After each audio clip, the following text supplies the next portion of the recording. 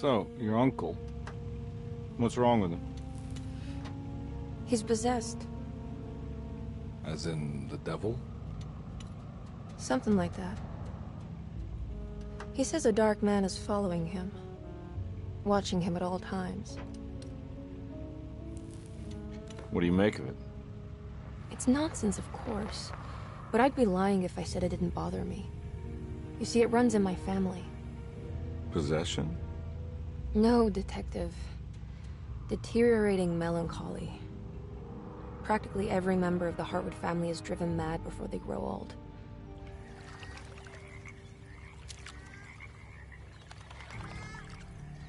But Jeremy didn't kill himself. Is that why he's at your setup? Despite being convinced that he is truly possessed, he decided to put his last chips on Dr. Gray and his psychoanalysis, figuring he might stumble upon some cure.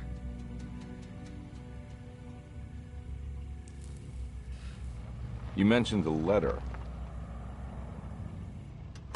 I received a disturbing letter from Jeremy accusing the staff and all the other patients of being involved in some cult. And now they are also out to get him. Could it be real? Or is it all just in his head? It's a story he tells himself, Mr. Carnby. Anything to avoid the truth. Which is? That we're all terribly insignificant. That people mean so very little to one another. That there is no one out to get Jeremy Hartwood because he isn't worth getting. And here we are.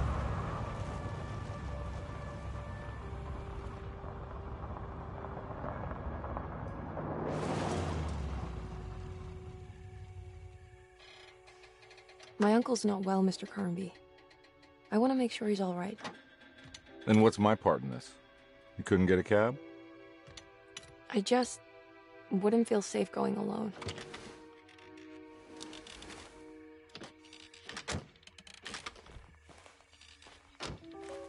Did you bring a gun? Yeah. You think it'll actually come to that? No. But you might need to wave it around depending on how agreeable the staff will be. What exactly are we gonna do when we find Jeremy? I don't know. Let's just find him first.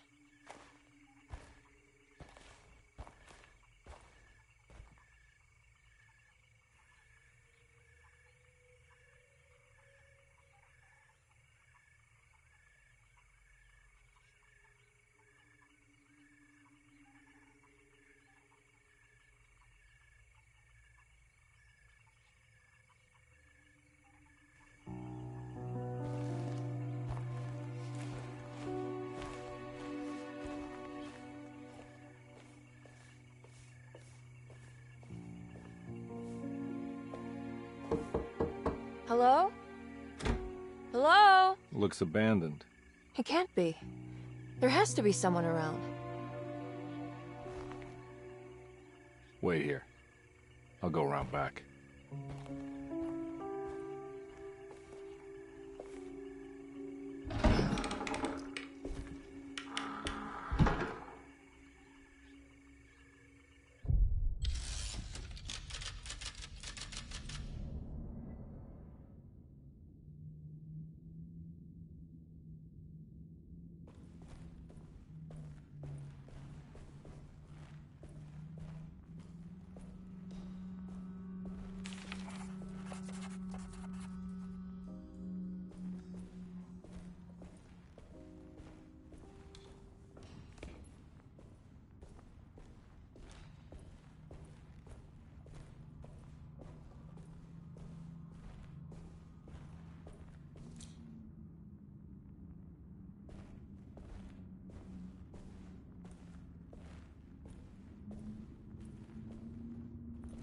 Now what do we got here?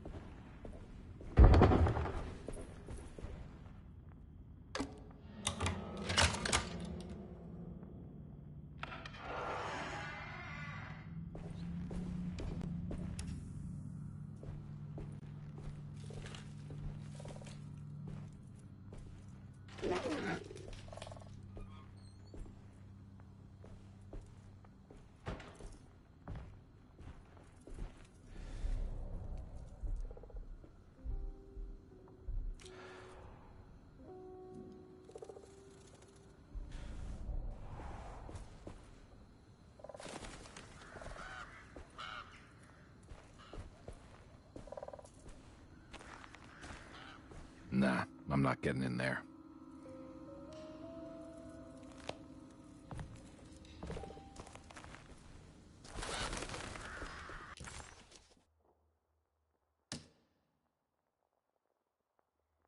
Deseto, the old plantation building, was ready to fall, but kept alive by some starry-eyed carpetbagger called Dr. Gray. Seeing how the staff couldn't even be bothered with answering the door, Detective Carnby figured they would just head inside and grab Jeremy. He just needed to open the front door for Emily first, so she could talk to her uncle.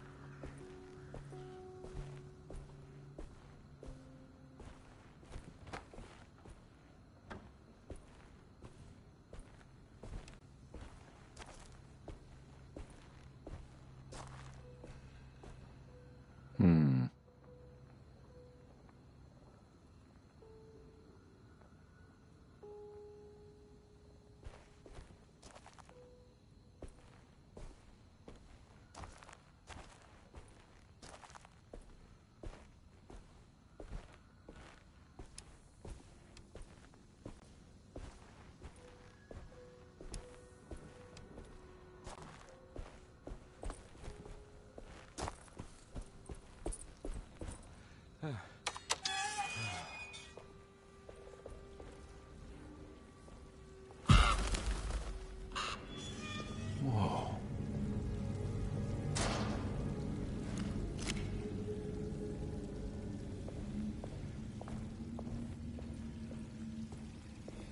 That's one big tree to fit inside a conservatory.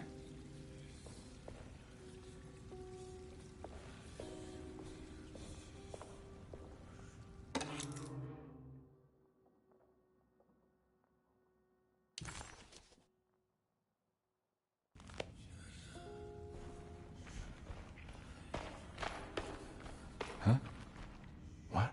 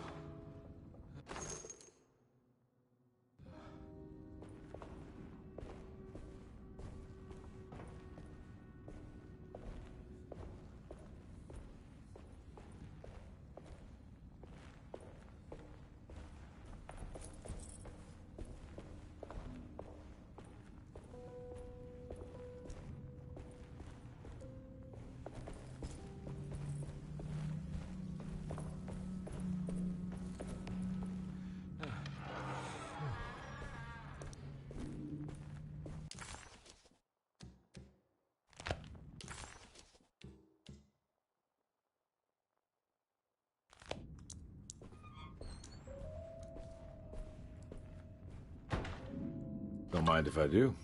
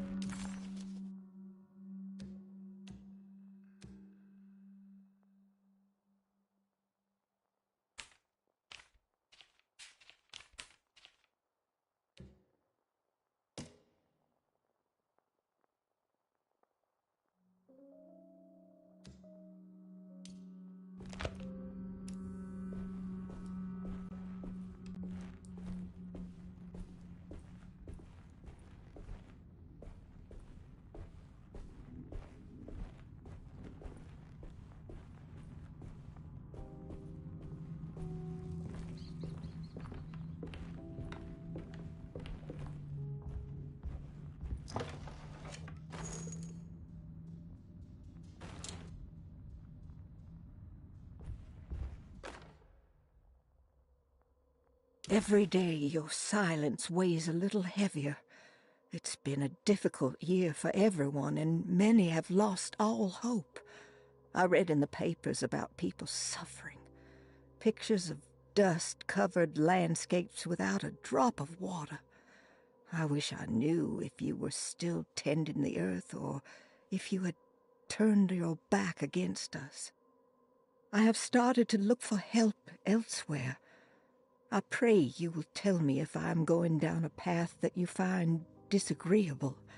With help from Baptiste and Charlotte, I found comfort in the practice of the voodoo. I have long been skeptical of that Caribbean cult, but it's been of good use to me. It seems all harmless in my book. I say some words dreamt up by the Creoles, and I carry around a small pocket of gree-gree. Nothing of this is mentioned in the Bible, of course, but the French Quarter priestess tells me it's all connected. She says the Christian God is just one more perspective on the creator of things. That's what I like to think, but the other way around, that the spirits of her faith are just as...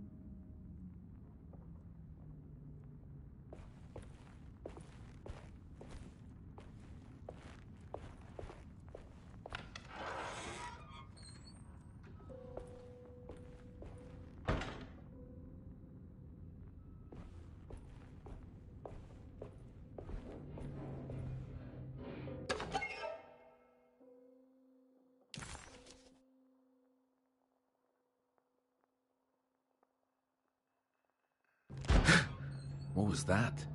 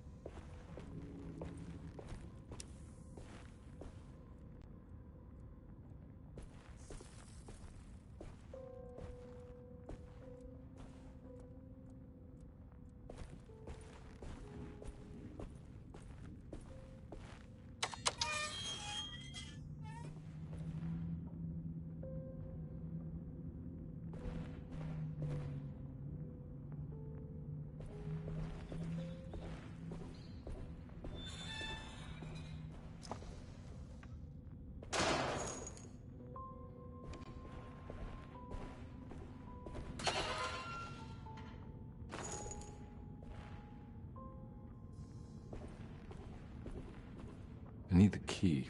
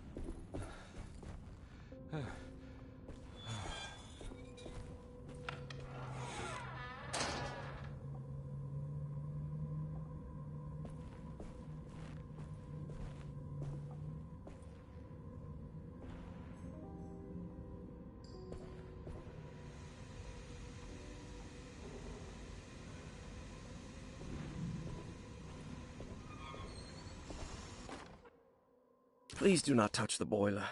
It is working after all. While the sabotage has caused a leak, only the decorative plate has been completely ruined. Let's wait for Mr. Chance to turn up and he can take a look at the leak. Mr. Waits.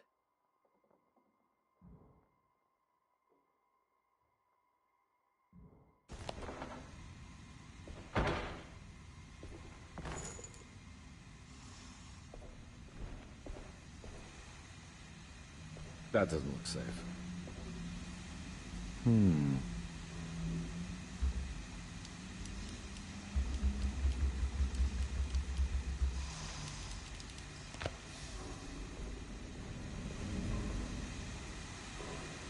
There's something missing.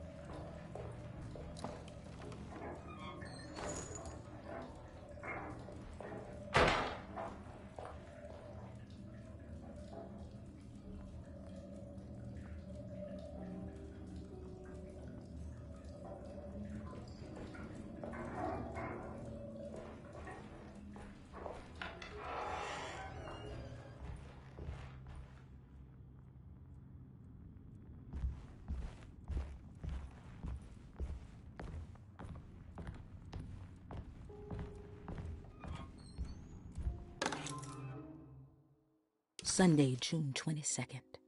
I spent all day looking for Jeremy. I should have cared for the others, but I'm scared that he will do something irreversible. Cassandra is upset that I didn't give her the latest shipment of pain medication that Waits brought from the post office yesterday. I would have given it to her, but the company didn't send a new key this time around, so the box is just sitting there on my desk. They must have figured we had plenty of their gimmicky keys by now. I only remember seeing one lately. Grace was playing with it inside the grand parlor. Unless it turns up by itself, it will have to wait. I have to figure out where Jeremy is. I think Jack knew something. That dog of his found a strange rot permeating the house. She's showing us, he said. Like those blots and streaks of fetid rot was talking to him.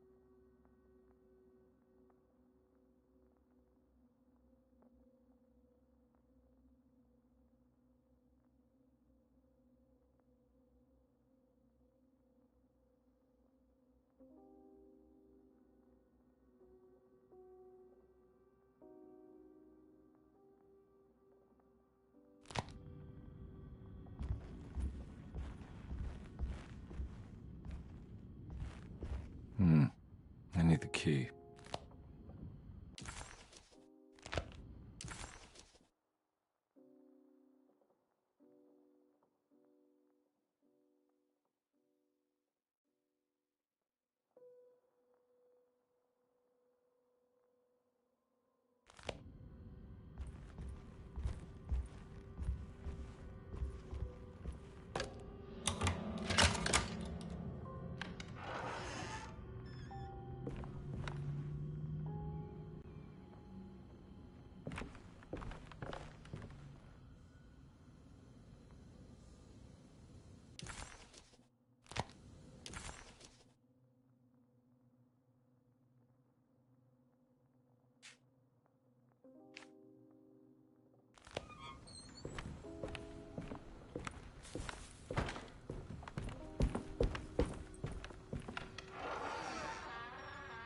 Oh.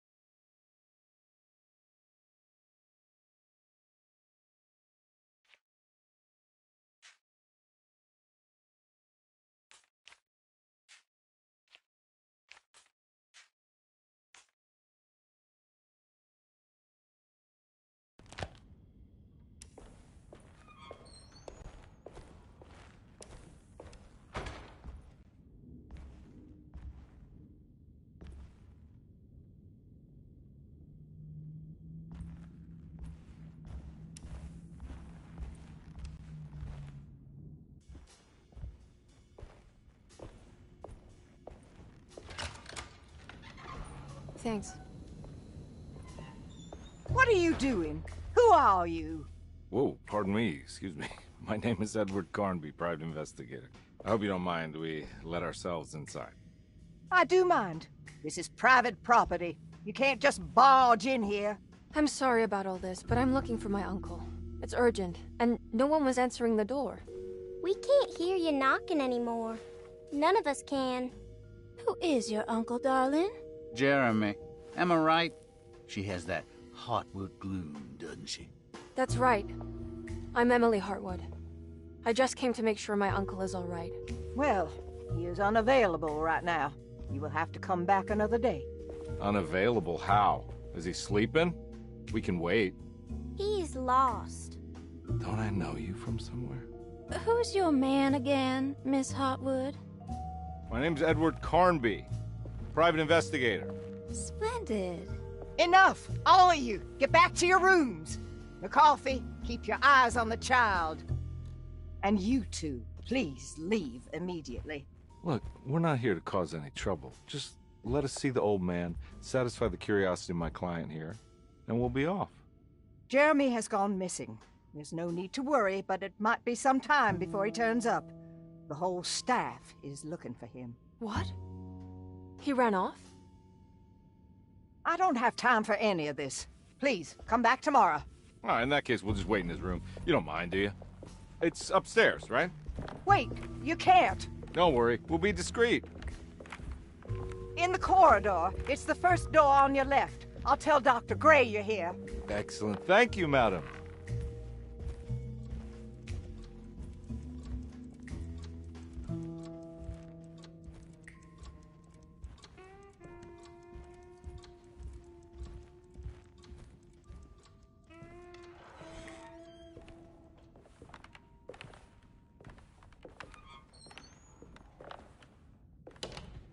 All right, here we are.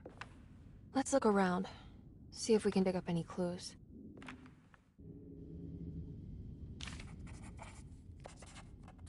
Jeremy had gone missing.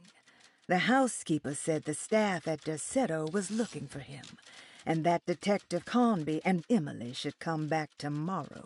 Hoping to wrap up this case before leaving, Carnby hustled his way inside Jeremy's room, leaving the housekeeper flustered and running for Dr. Gray, the chief of Derceto. Having bought some time, this was the perfect opportunity to look for clues regarding Jeremy's disappearance.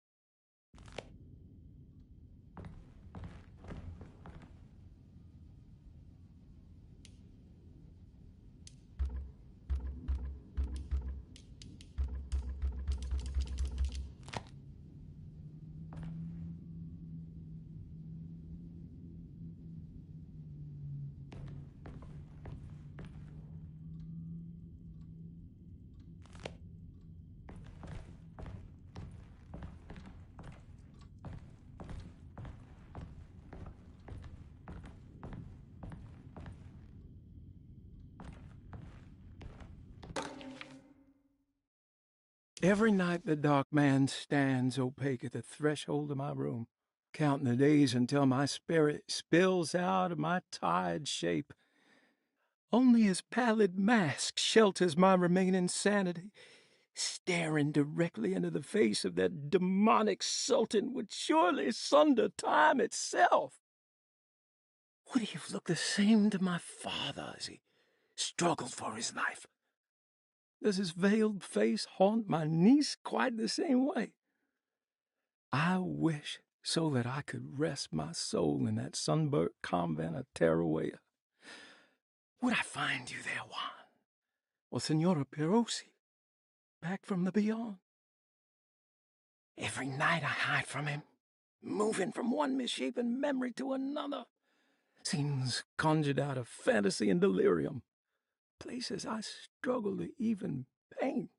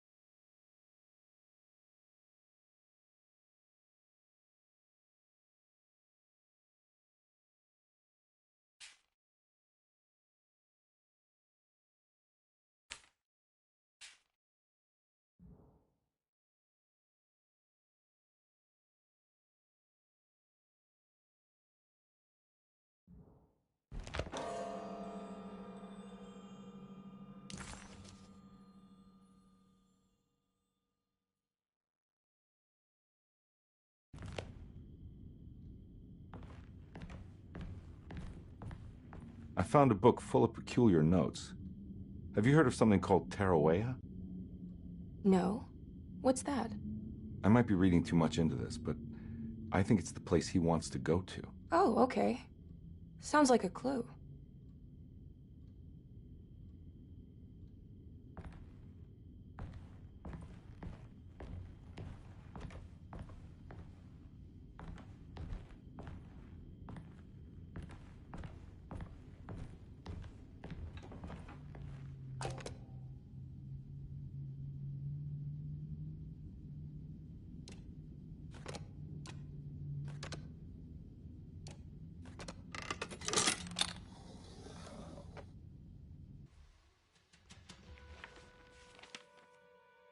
Hey, you know anything about this? Looks like some sort of talisman.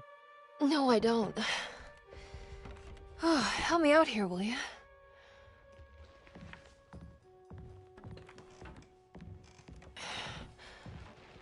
I would kill the guy to throw some of this stuff out. I'd be crazy too if I had this much junk lying around.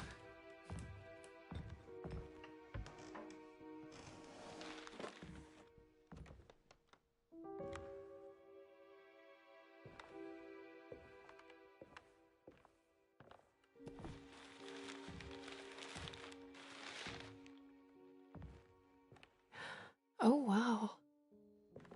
That's striking. I want to save this one.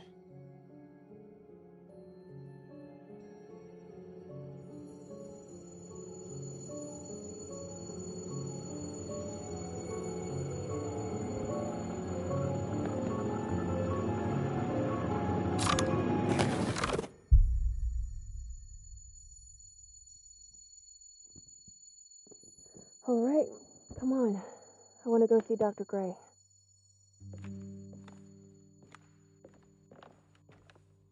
Come on, let's go. Yeah, I'm coming.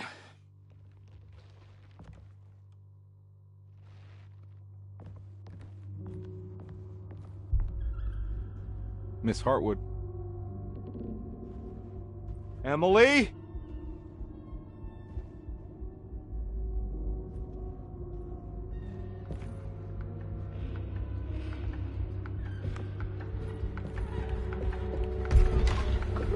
What the hell is going on? Where am I?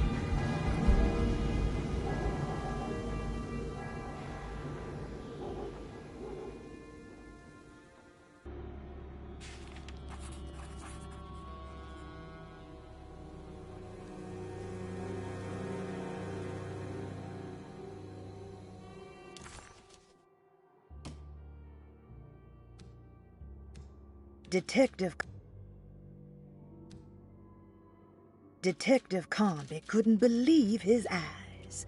The French Quarter scene before him was dark and sinister. The only sign of life he could see from Jeremy's balcony was the light coming from a lone corner store.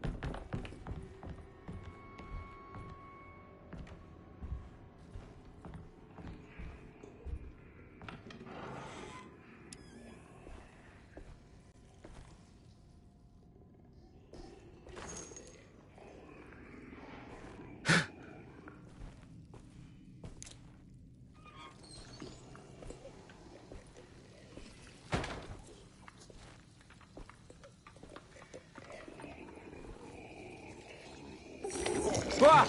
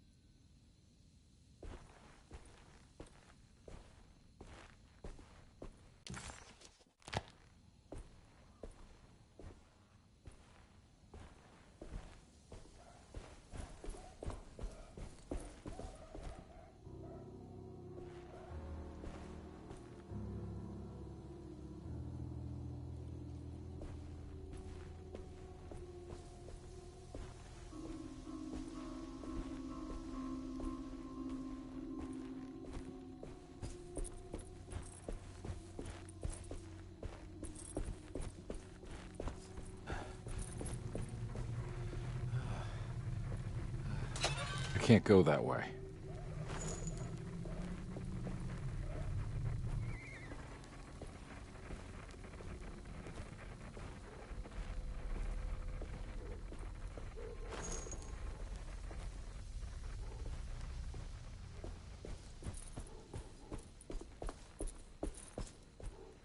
What the hell is going on?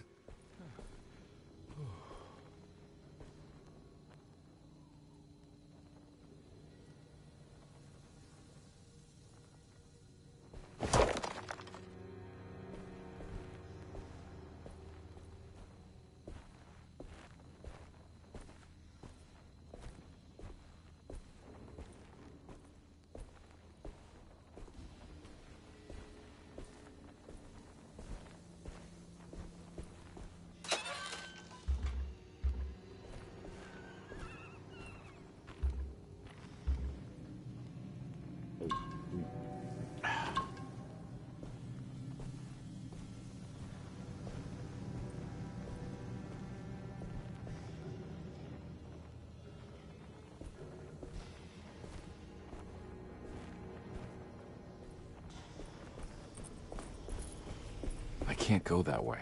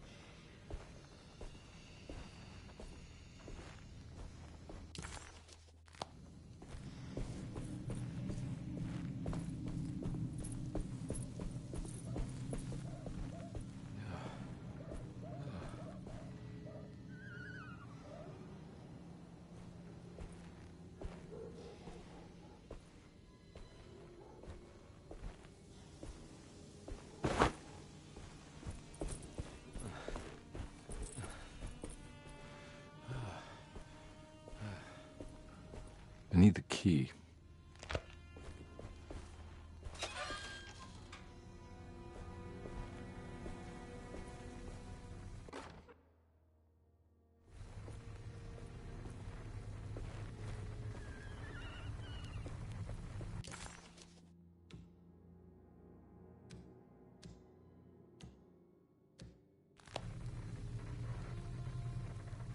I can't go that way.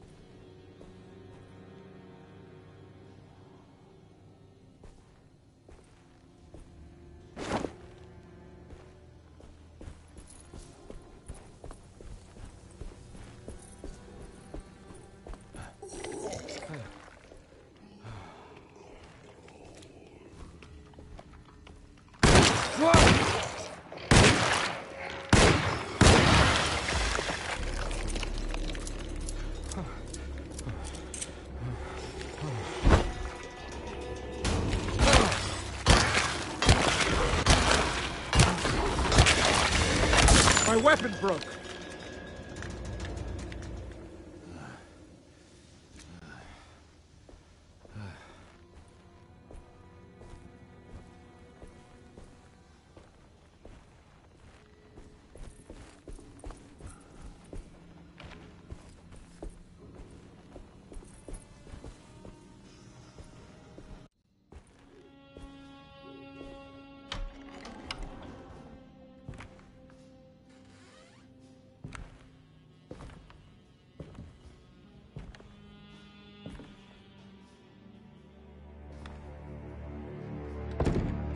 Don't let them get inside, Carnby. They're not the good kind. Are you... Is this your store? There are no owners here. We both strangers in Jeremy's story. Jeremy did this. How? The pact with the dog man. Jeremy warned us, but we didn't think much of it.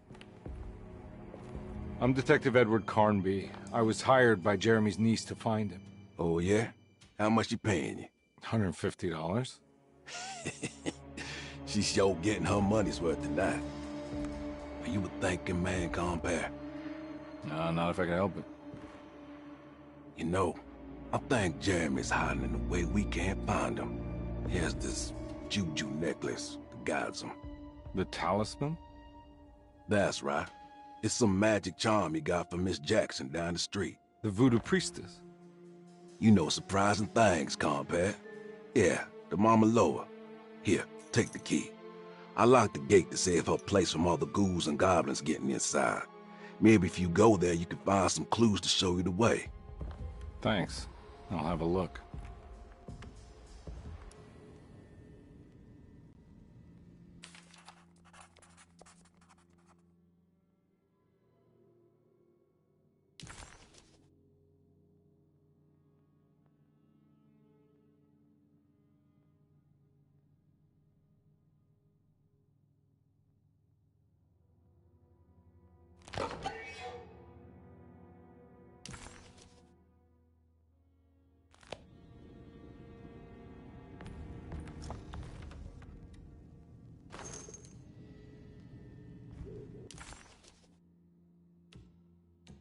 Detective Carnby hesitated to buy into the stranger's explanation, but it was all he had.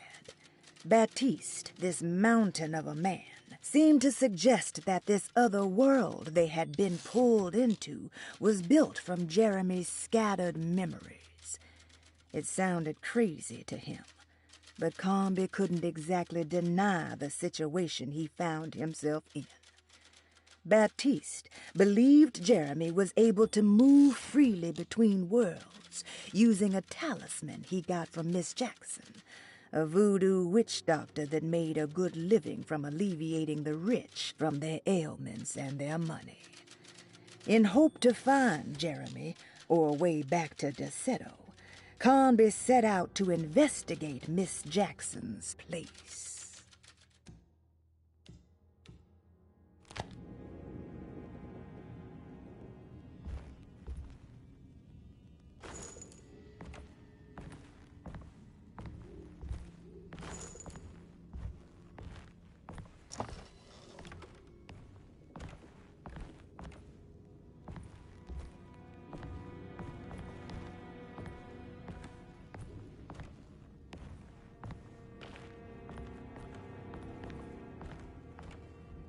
You want to come along?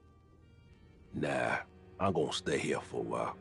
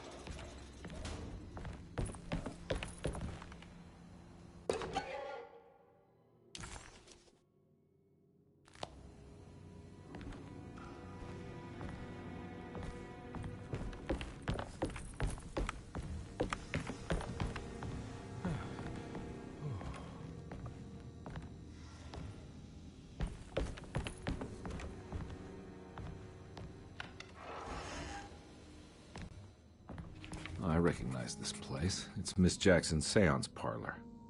Let's see if she's got any information on Jeremy's talisman.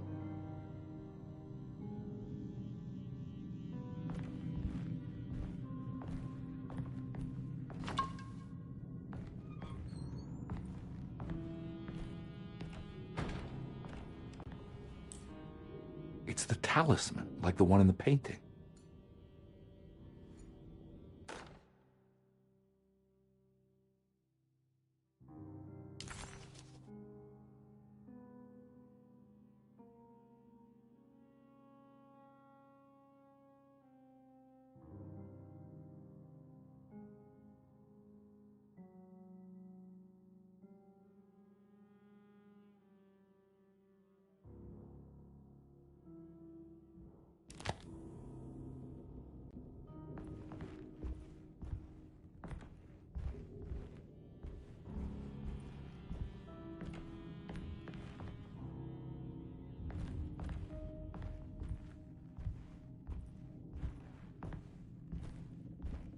I think it's meant for the talisman.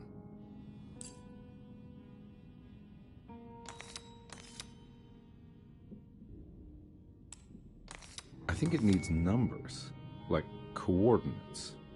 Maybe there's something in Jeremy's notes.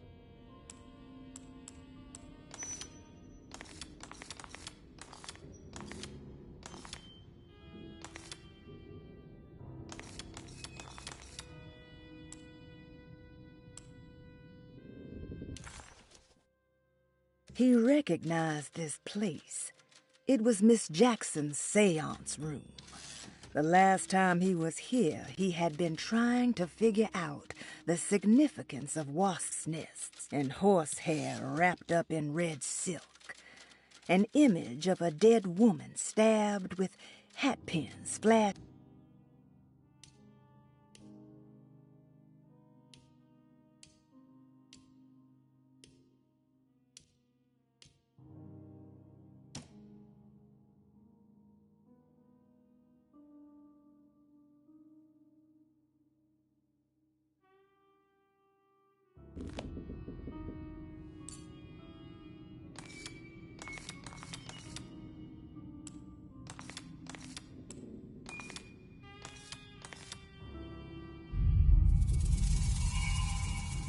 It's showing something. A place? Where is that?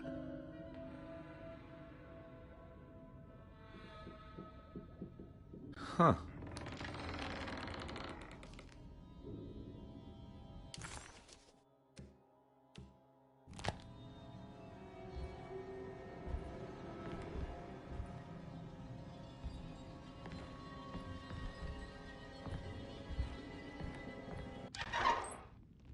Detective, I was wondering when you were going to show up. Mrs. Thompson told me you were here. I understand you are working for Jeremy Hartwood's niece. Yeah, I guess so. I mean, you're not wrong. We came here for her uncle. I just didn't expect... I didn't expect this. You are Dr. Gray, right? That's right. You don't happen to have some identification, Detective. I'm not keen on having strangers prying into my business. Oh, Detective Edward Carnby, Decatur Street, New Orleans. Enjoying the Vieux Carré, Detective? Those old French quarters, the voodoo people, the gangsters. I'm sure you live an exciting life. Well, it's not quite like the stories, Doc. Just trying to make a living. Aren't we all making a living? Well, welcome to Deseto, Detective. I hope your time here will be useful. Now, what can I do for you? Why don't you tell me where I can find Jeremy Hartwood? Why wouldn't that make for a short visit? I wish I could tell you, but I'm afraid I don't know. A drink, Detective? Anything brandy. Oh, you do belong in the French quarters, Detective. Armagnac or cognac? You know, just give me the cheap stuff. I'm not much of a connoisseur. Having low standards is not a virtue, Detective. Let me see if I can broaden your perspective. What can you tell me about Jeremy? I wouldn't want to go into details about his condition. Doctor-patient confidentiality. I'm sure you understand. Sure, but he is crazy, and he's gone missing. Why? Here, try this. Ooh, it's good. Got a bite? It's called a sidecar.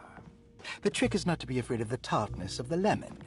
Then, for goodness sake, don't overdo the triple sec.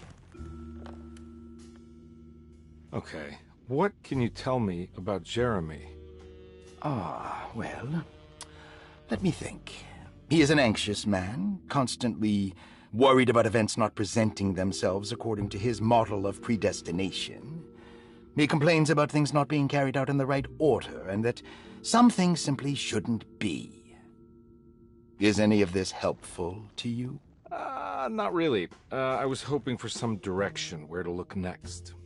I'm sorry. I have nothing for you then. You should talk to my orderlies. They have been looking for him for a while now. I'm sure they would appreciate your help. Yeah, I ran into Batiste earlier. Come to think of it, he might have given me a lead. Oh, excellent. So your investigation is already underway. I'm gonna go, but I'm sure we'll meet again. Looking forward to it. Safe returns.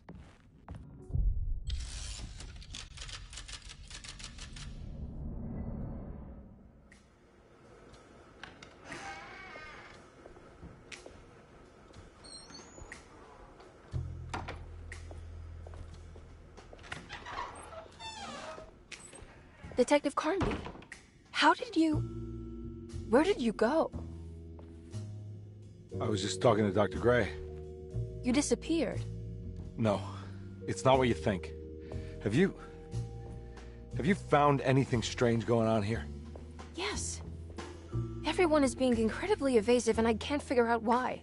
No, I mean something you can't explain. Paranormal, even. Detective, I really need you to get yourself together. I can't do this alone. Forget it. I'll figure it out. Do you want to come see Dr. Gray? No, I want to try something. You know, with this talisman, I think I can follow Jeremy to the place he mentioned in the book. What was the name? Do you remember something Spanish? Teruella. Yeah, that's where I need to go. Detective, are you gonna be all right? Yeah, of course. Go talk to Dr. Gray. We'll rendezvous later.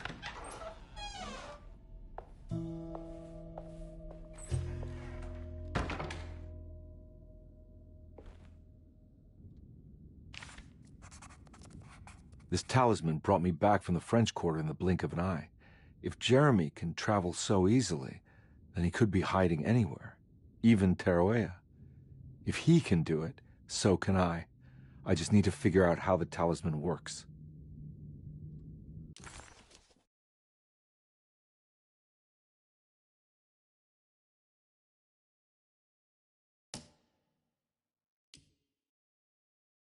While Detective Carnby was grateful to be back at Derceto, he was eager to test his hypothesis. After having suffered through that sinister world, dressed as the French Quarter, Jeremy's writing could be read much more literally. What if Jeremy used his talisman to actually visit those places he mentioned in the book? Carnby felt certain that this was the answer. He wouldn't find Jeremy hiding inside Derceto. He would be in one of those other worlds. And to follow in his steps, Carnby would have to investigate the old clock and the boiler and find out what part they played.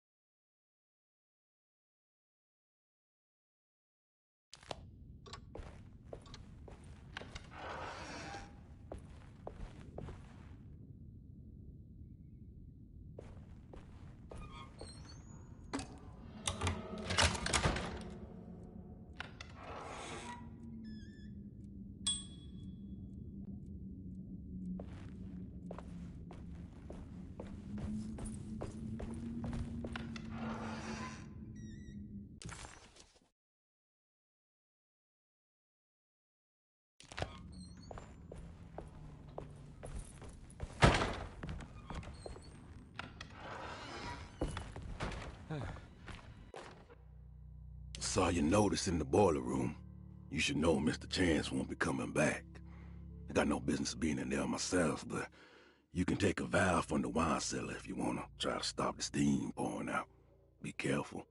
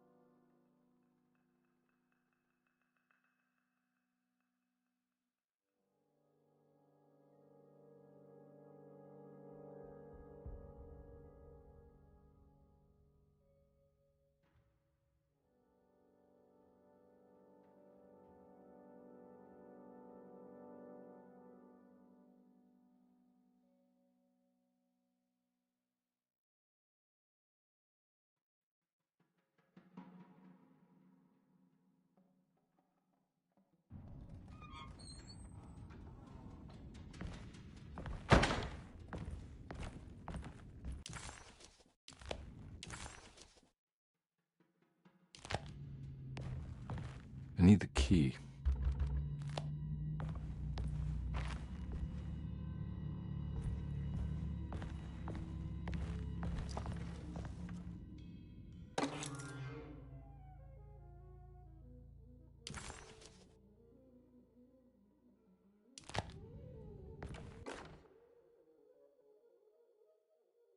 Dr. Elmore Lee Gray is DeSeto's chief doctor. Accounting and all administrative work is handled by me, Paul Waits. Magdalena Thompson, or Mags, is responsible for the household. Jean-Baptiste and Charlotte Tabois are responsible for keeping the guests' medical regimens in check. Finally, Jack Chance is our gardener, who can occasionally be seen in the conservatory, but is for the most part busy outside. There are currently 6 guests at DeSeto. Malcolm McCarthy and Ruth Tallant reside on the first floor.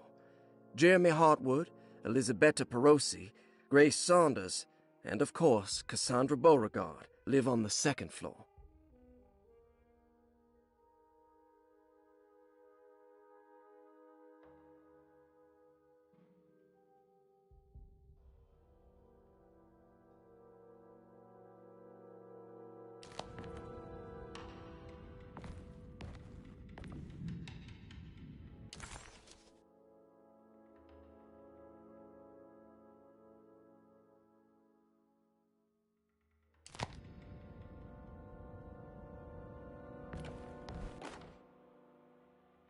Paul, you're right about the plates on the boiler and the clock. They have been sabotaged, and I think I know who did it. They have something to do with Jeremy's episodes and how he seems to disappear at night. Right now, it's important that you keep an eye out for any of the pieces. I want to find out if I can repair the plates. Let me know if you find any of them. Lottie. Tell Lottie to take a look at the well in the kitchen garden.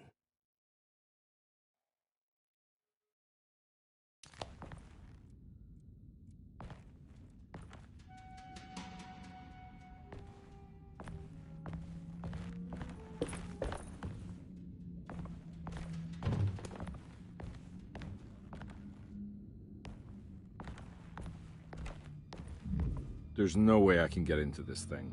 Better leave it alone. There's no way I can get into this thing. Better leave it alone.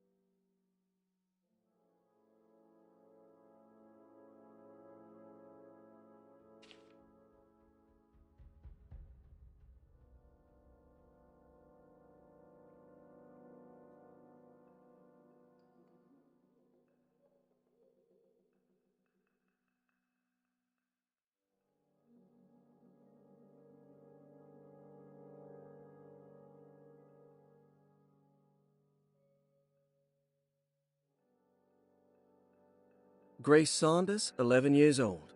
Reason for admission? The mother insists on strict supervision by a proper gentleman to avoid further perversion of Grace's adolescence. Personal history? Grace's family possesses modest wealth and status. Her childhood seems ordinary, spending most of her time with private teachers and family friends.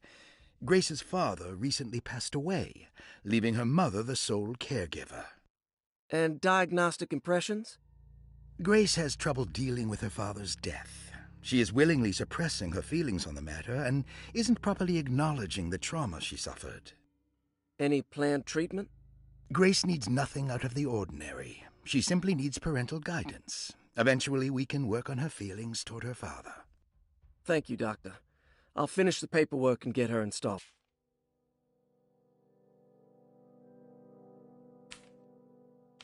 Malcolm McCarthy, 54 years of age. Reason for admission? McCarthy admitted himself to Dorsetto, stating simply that he needs some damn rest.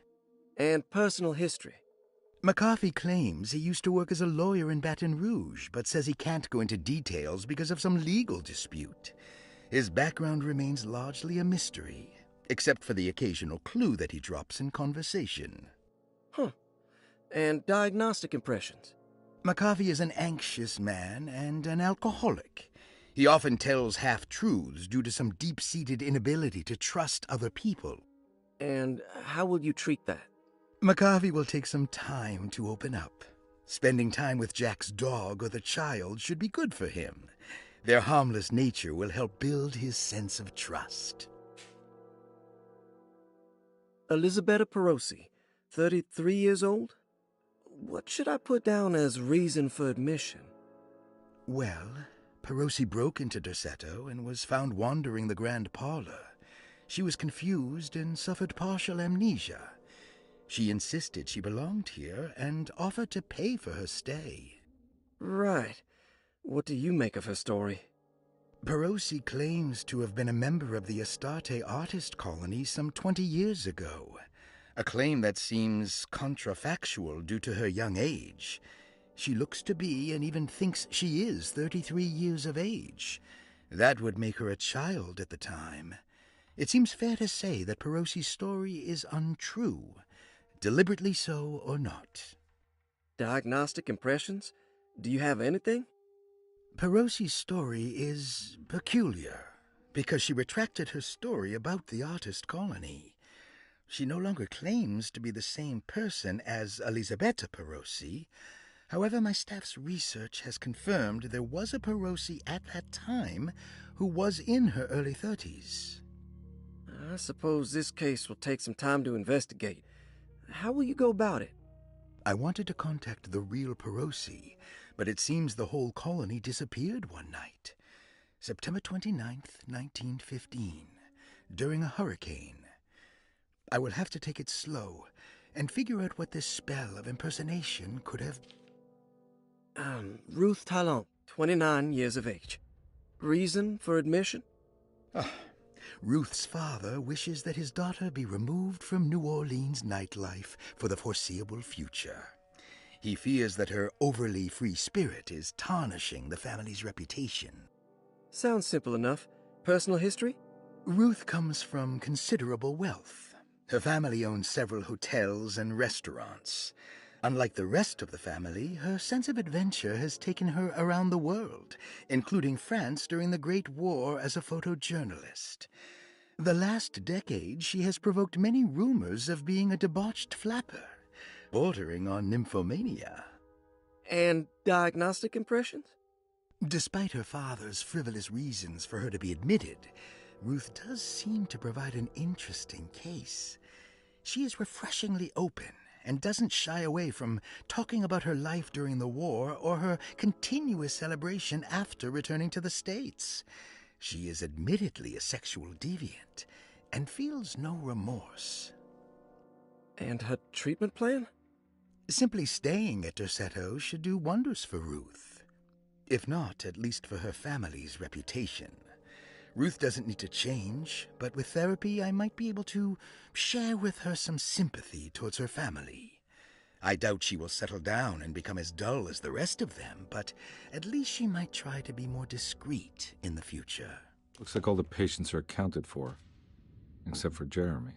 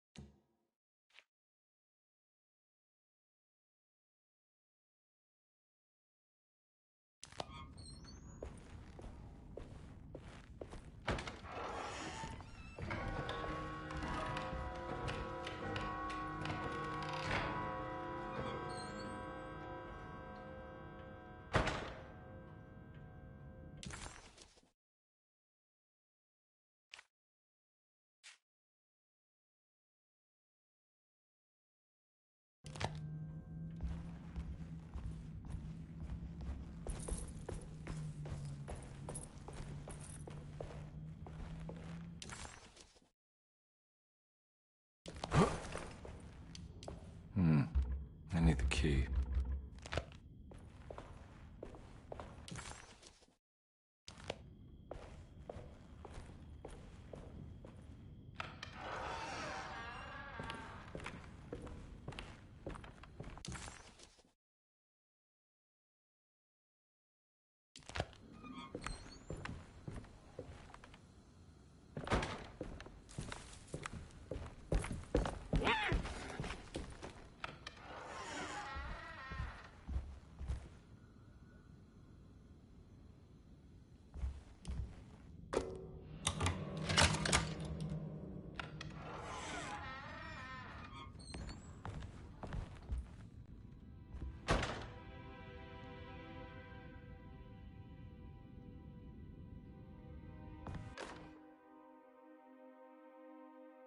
Lost Plantations of Louisiana, Thierry Briclot, 1917.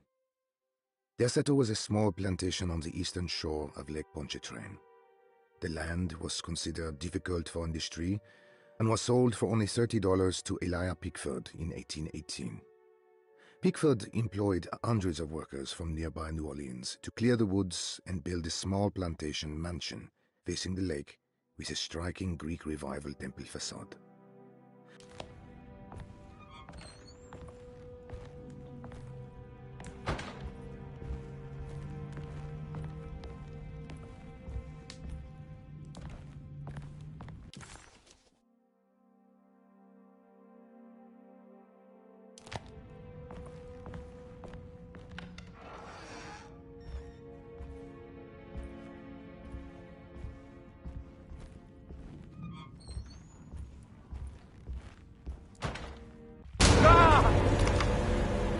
What's going on?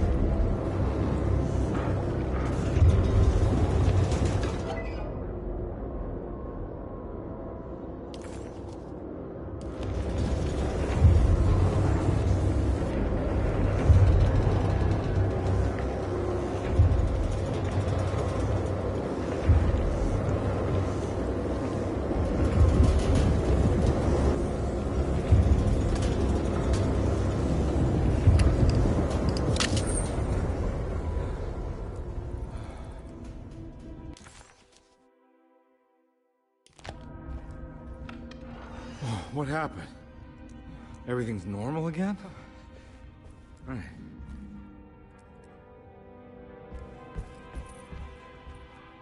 Ooh.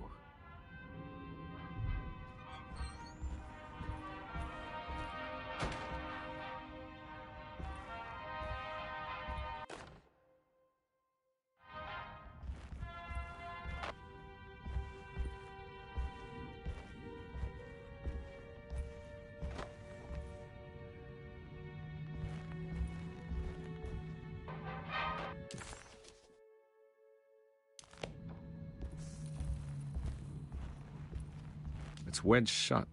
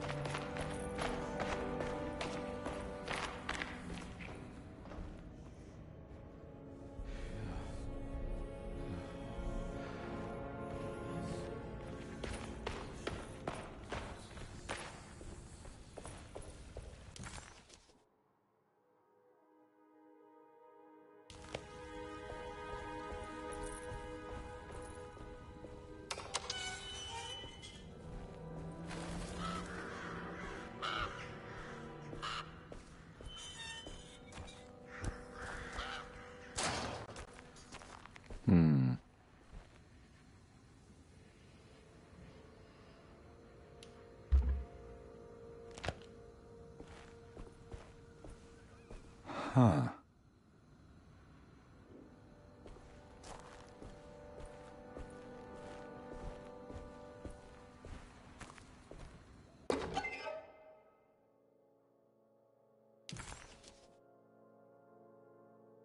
This can't be real.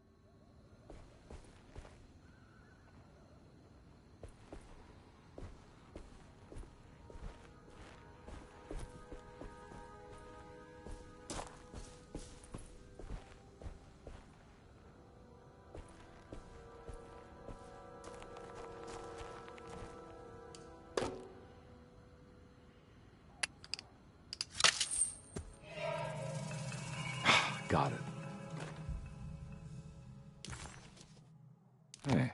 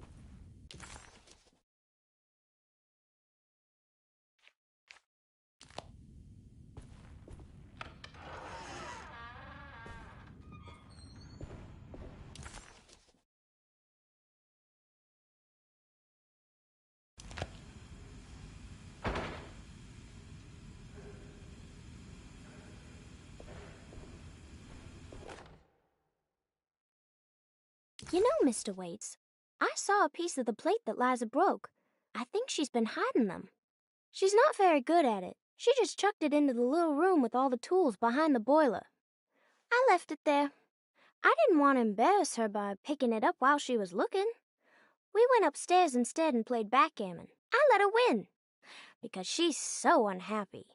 The piece looked like the one on display in Cassandra's room. You know about that one already, right? Or is your eyesight really that fuzzy? I hope you don't feel bad about your glasses. You only look stupid when you squint. Maybe if you had more eyes, you would see these things. I wish you had all the eyes you needed. Your best and favorite guest, Grace.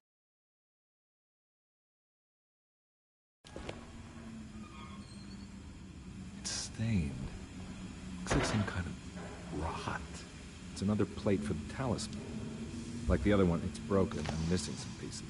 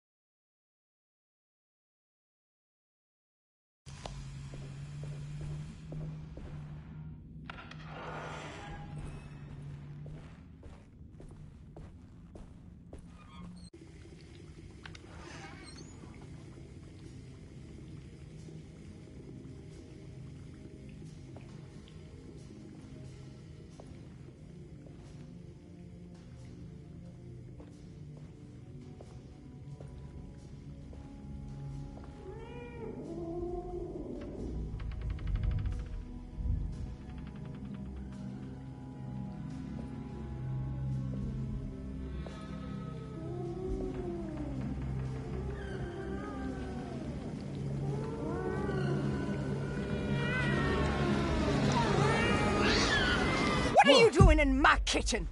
I assure you. Oh, no, I'm sorry. I promise you. Mr. Hotwood is nowhere near my kitchen, and neither should you be. Don't make me kick you out of this house. Sorry. Now get out! Yeah.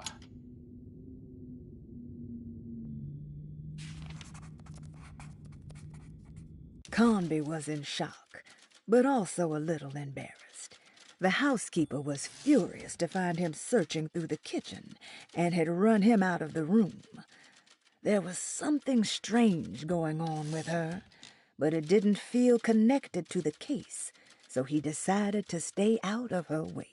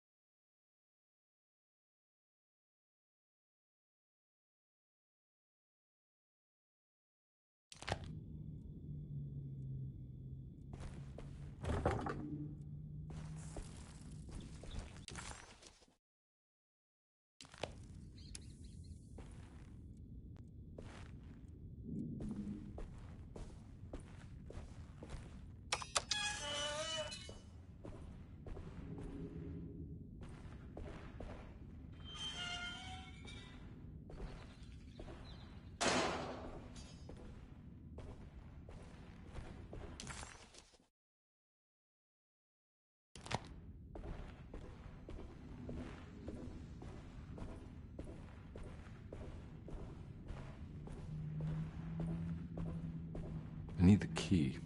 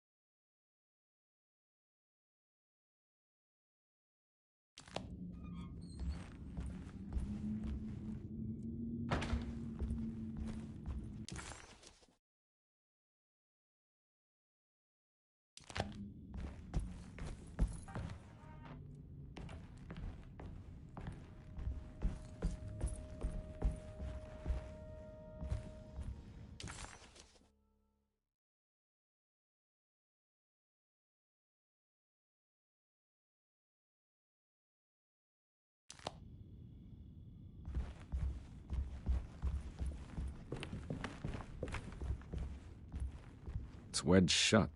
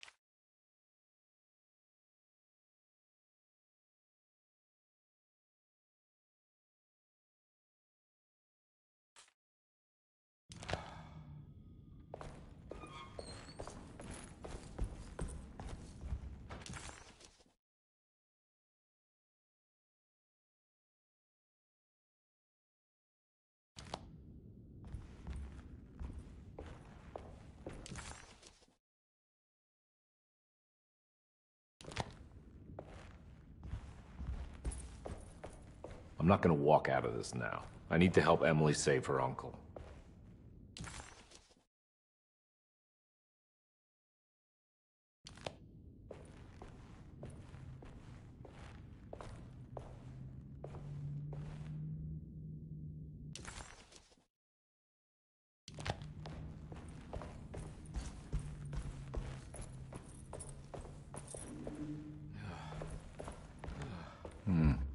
I need the key.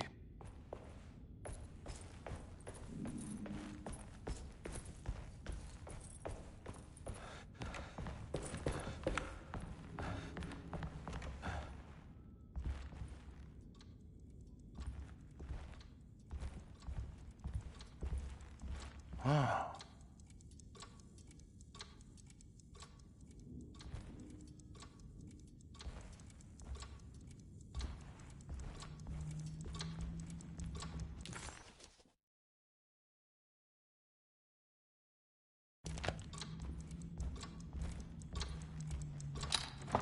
This must be the clock that Jeremy wrote about in the commonplace book. Huh.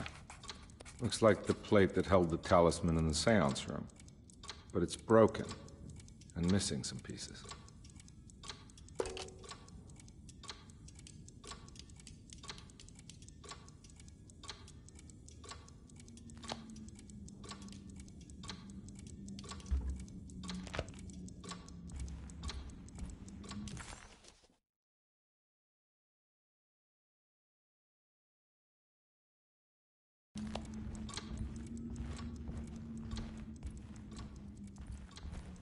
I need the key.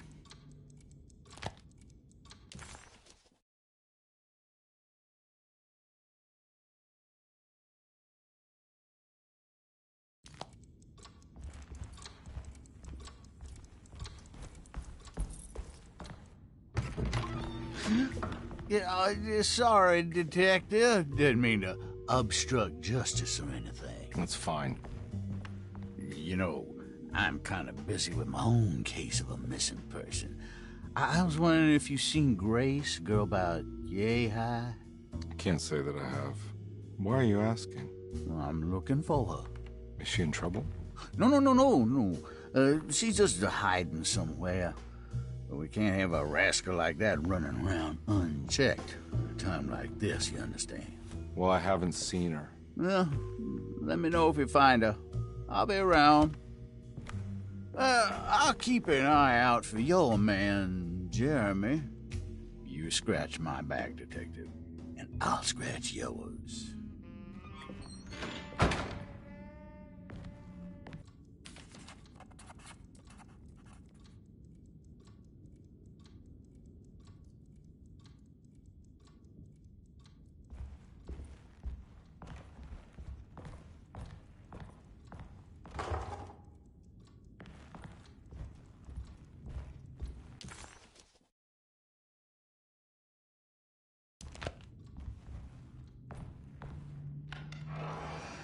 Looks like everything's back to normal here.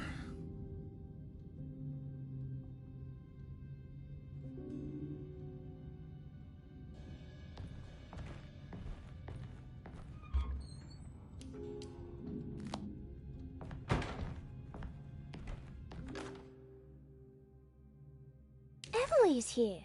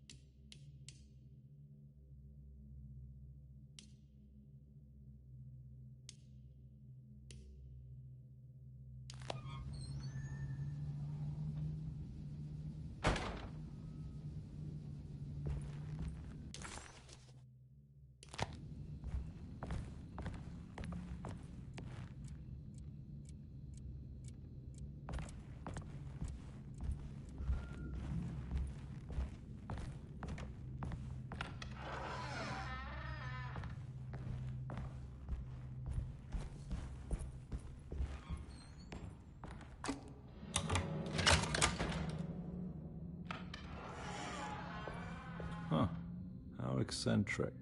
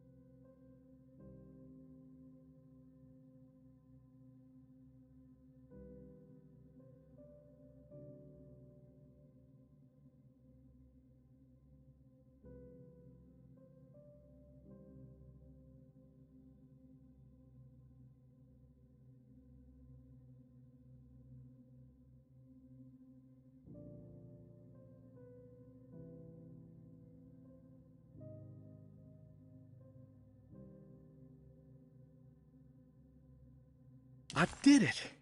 I crossed the thresholds to my intended destination without a focusing device.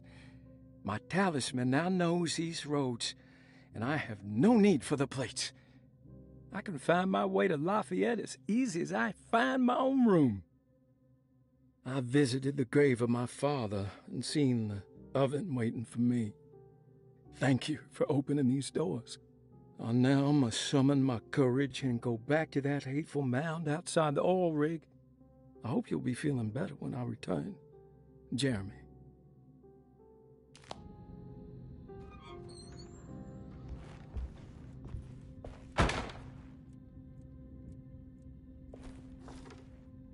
These paintings got some grim-looking rot on them.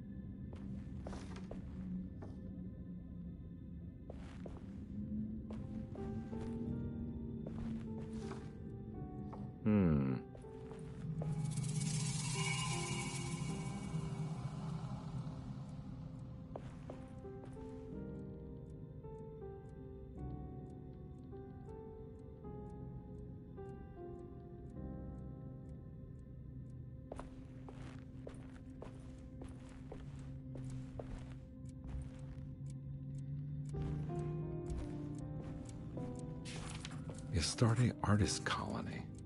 I remember hearing about their disappearance. Must have been 15 years or more now.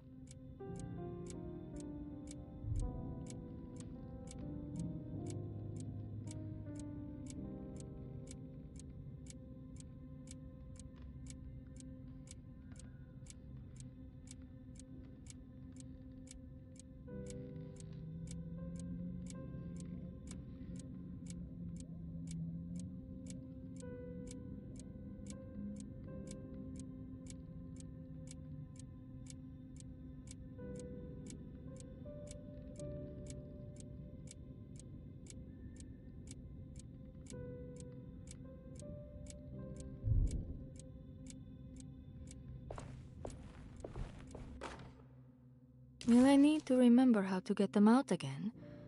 They are locked up for good reason. I am sure she is still able to whisper the answer in the ears of the wrong people. But not for long. I will see her burned soon enough.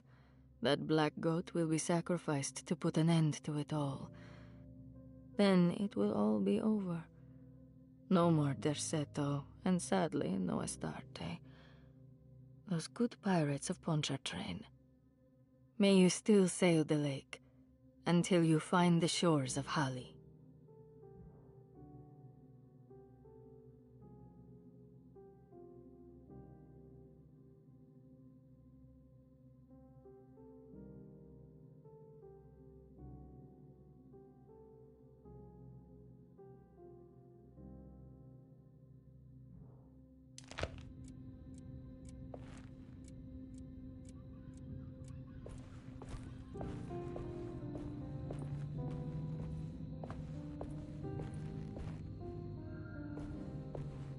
What are these symbols?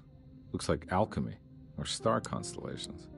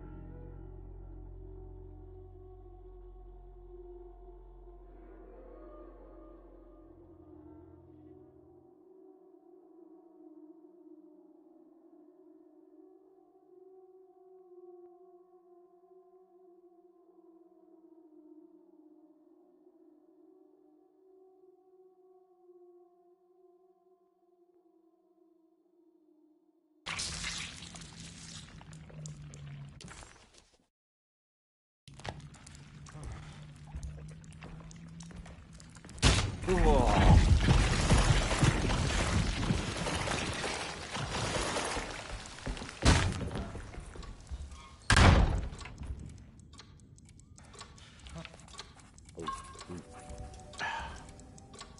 the hell? I think I've seen this somewhere.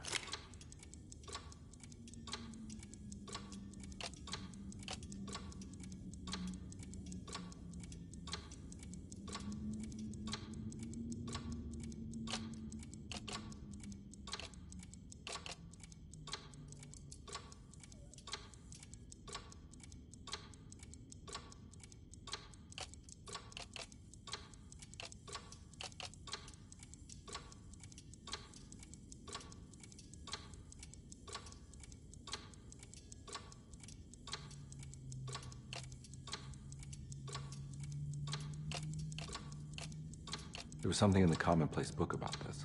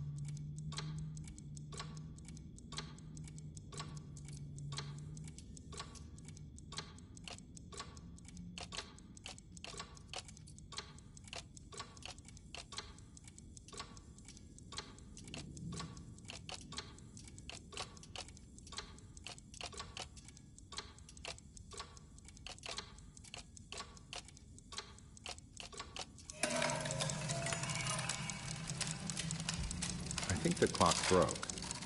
Or maybe it just stopped at a very precise place.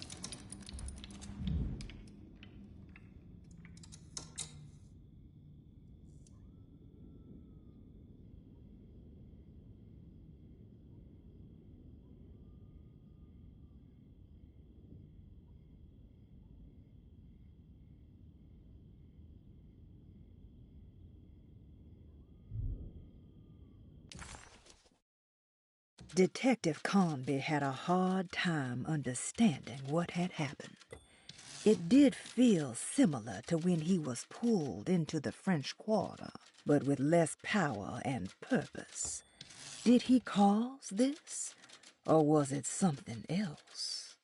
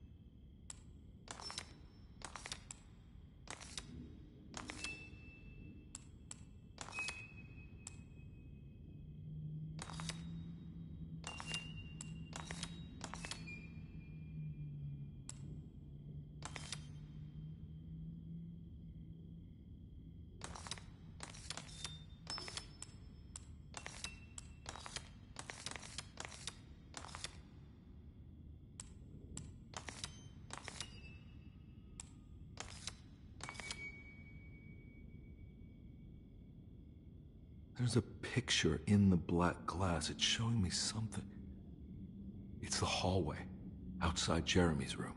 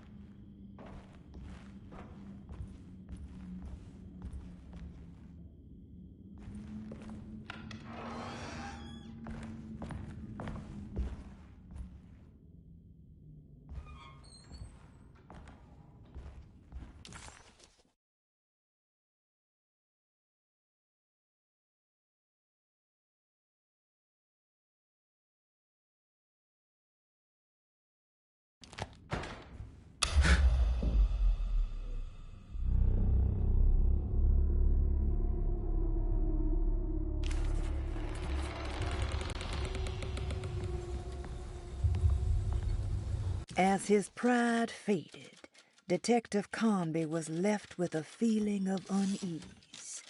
He had successfully managed to enter a whole new world. How could this be, and why did he accept this so readily? One thing was clear. There were no answers to be found by standing around questioning reality. Knowing only what he read in the commonplace book, Carnby headed off to look for Jeremy in the hateful mound.